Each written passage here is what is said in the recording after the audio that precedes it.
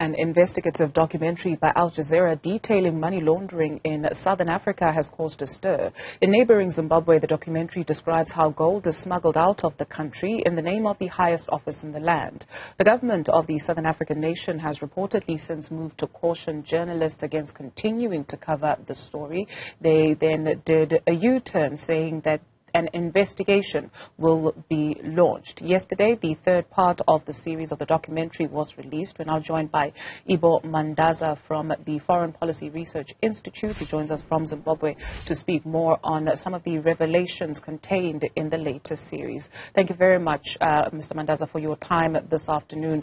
Perhaps let's start with the revelation or the brag by one Ubit Angel, where he pointed out that President Emerson Mnangagwa used some $240 million to fund the election or for the election campaign. This could have been just bragging or petitioning as he was speaking to undercover journalists unbeknown to him. I guess we'll never know, but are there lifestyle audits for the highest echelons of society in Zimbabwe? No, no such.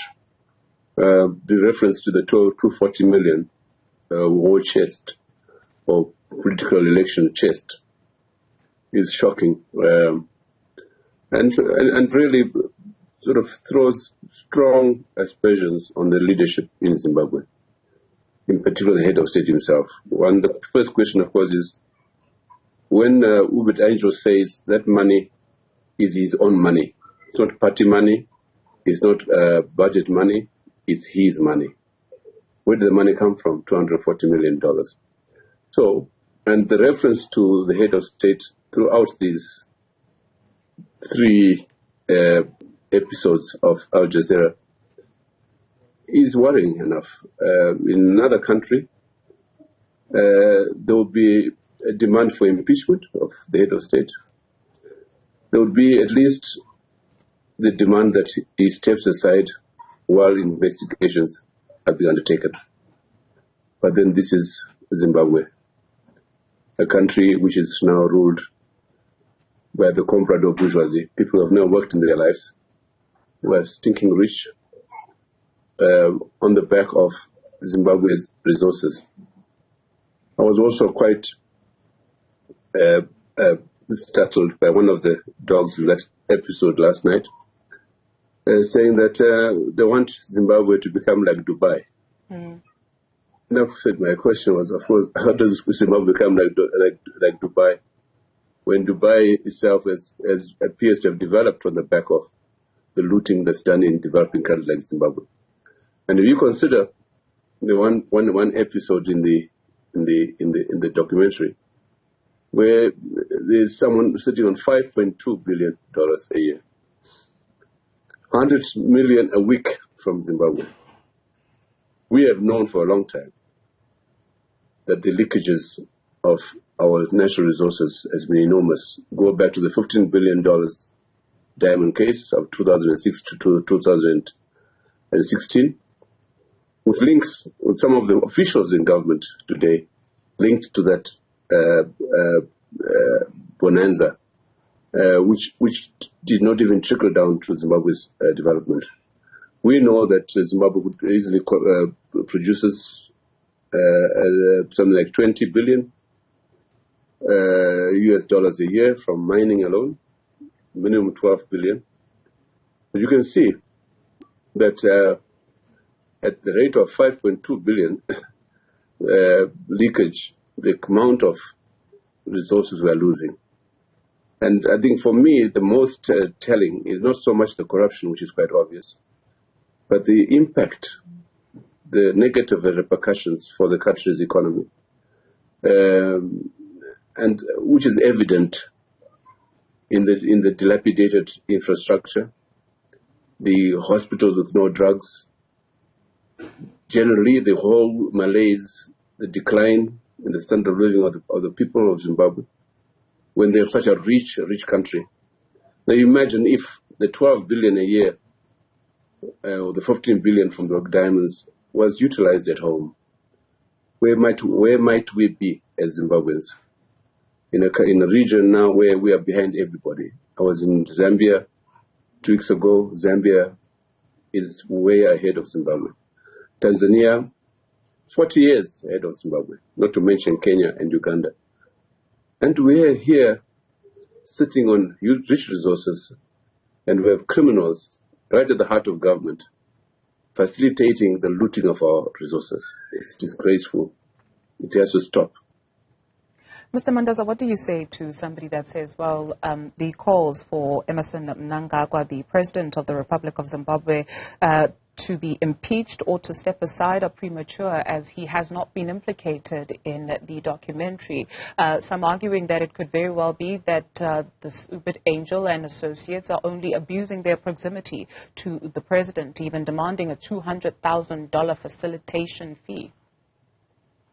Well, the statement by the Minister of Information three days ago, after 2 weeks of denials, is explicit. One, in that there is a crime. There is crime taking place. And who are the criminals? They went on to mention small fish first, but yesterday went on to mention Ubit Angel and Macmillan and others, the would-be criminals, all of whom claim that they are strong association with the head of state in Zimbabwe.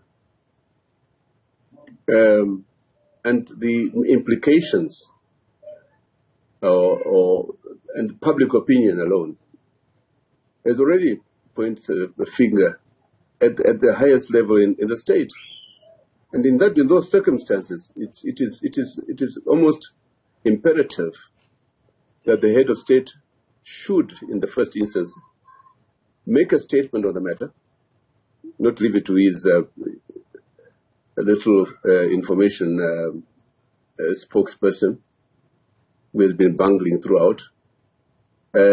Make a statement, address the nation, and make clear his own position vis-a-vis the implications that he is at the heart of this. Let him explain, too, where the 240 million is coming from. Let him explain why he has this gentleman called Ubit Angel as the ambassador at large, when all the implications, all the indications that this man is using that position to money launder. Why? All these questions. The head of state must sit up and speak to the nation before we draw our own conclusions.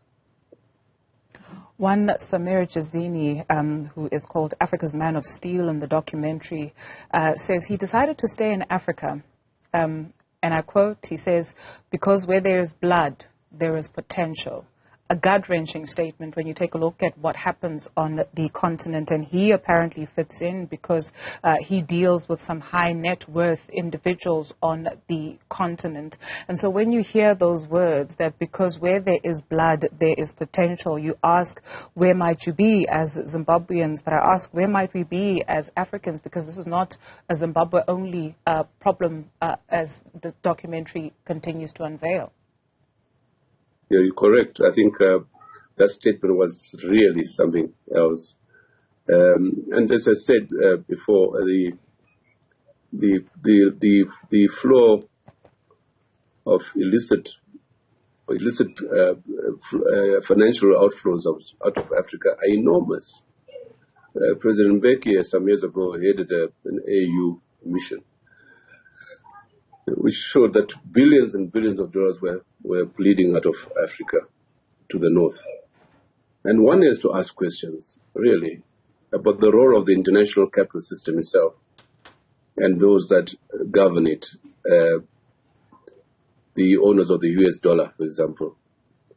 Why isn't there be a probe, an international probe, say through what Cyril Ramaphosa referred to a few weeks ago, the Financial Action Task Force, FATF, in an intergovernmental body,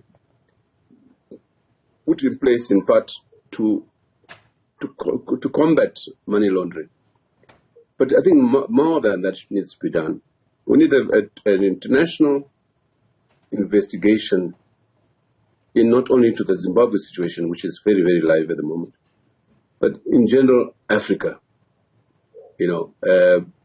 and even Dubai. Dubai should be examined, and it must include an account or revelations about the millions and billions of dollars that our African leaders have outside the country.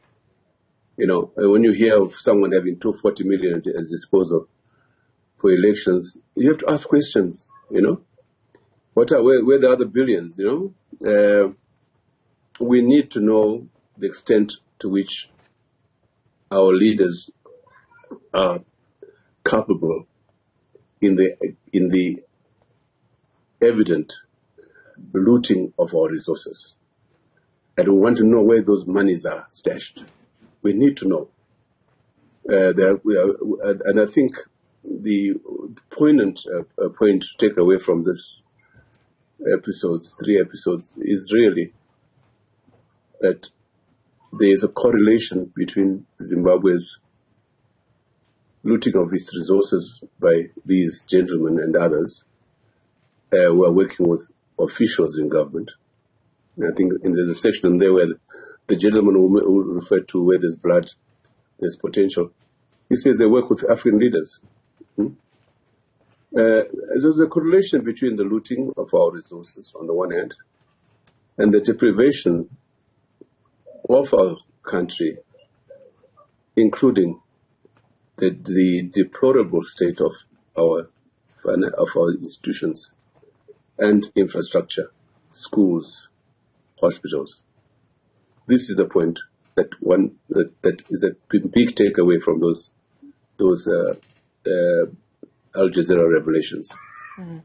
Finally, for us, Doc, you mentioned that were it any other country, there would be a demand for the impeachment of the president, or at least for him to step aside, but not Zimbabwe. Who then should lead that charge in Zimbabwe? Because as we understand it, apparently, allegedly, opposition parties, some of them are being incarcerated. There was a warning to journalists this week as well that they should stop publishing information around the story or promoting it. And so who should lead that charge if then the opposing voices to the status quo end up behind bars?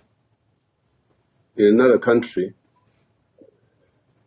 not only would the head of state step aside and allow for investigations, but also an opposition with the sort, with MPs in parliament, would have called for the impeachment, or at least an investigation, not this sort of piecemeal statements from its spokespersons. You know, where is Shamisa? Where is BT, who appears in the thing? Why doesn't he stand up in parliament and speak loud about this, as loud as he is in the documentary? We need very forceful. That's where it should start. The level of parliament.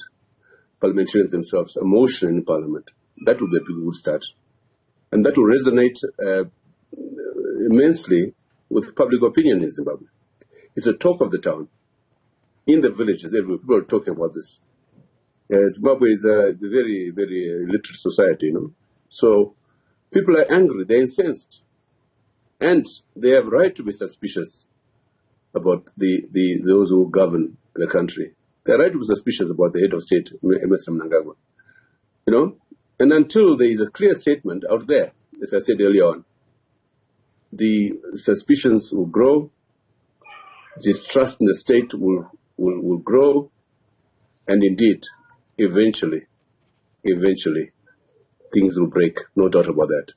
There have to be repercussions to this. I have no doubt about that myself. Something is going to break. Thank you very much for your time this afternoon. Ibbo Mandaza, Foreign Policy Research Institute, based in Zimbabwe. Thank you.